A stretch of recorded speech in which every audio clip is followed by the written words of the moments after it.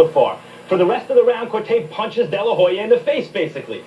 Clearly a 10-9 round for Quartey. Marita had that round 10-10 even. I mean, what does Quartey have to do to win a round?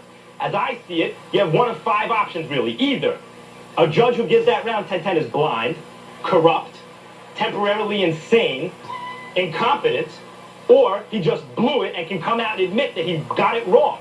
But those are the only 5 options.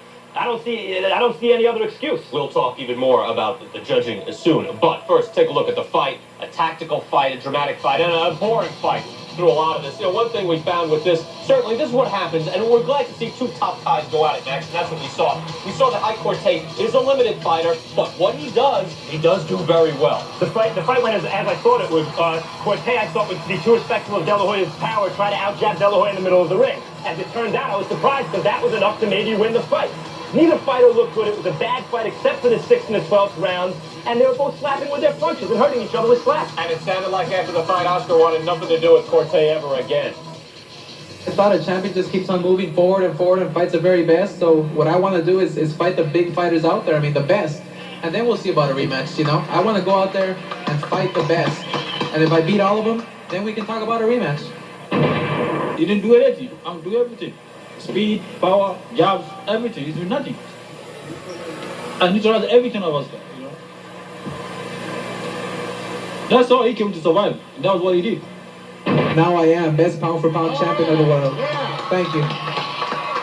And when he had said that last week, I said, you know what, he might be right. And now after watching this, how do you say that? I mean, it's not true. Come on, best pound for pound. James Toney, when Roy Jones fought him, was at least as good as Quartey is when Delahoya fought him. So was Bernard Hopkins. Neither guy could test Roy Jones at all. But Quartey could push Delahoya to the limit. What does that mean? It means that Roy Jones is clearly better than Oscar Delahoya. Let's bring in Teddy Atlas. Teddy, what do you think of the judging in this fight? How'd you score? What do you think?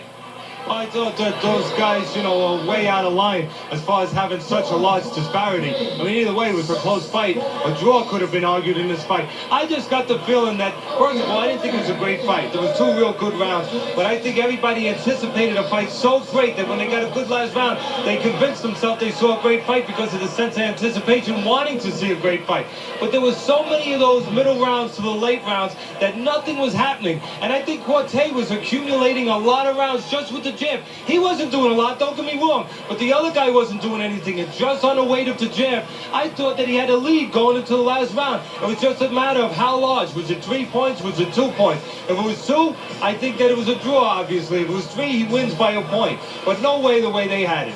Teddy, thank you very much. We'll get more from Teddy Atlas a little later on. We'll talk more about the judging on this fight. By the way, Oscar Delahoya, tentative date, May 22nd against Oba Carr.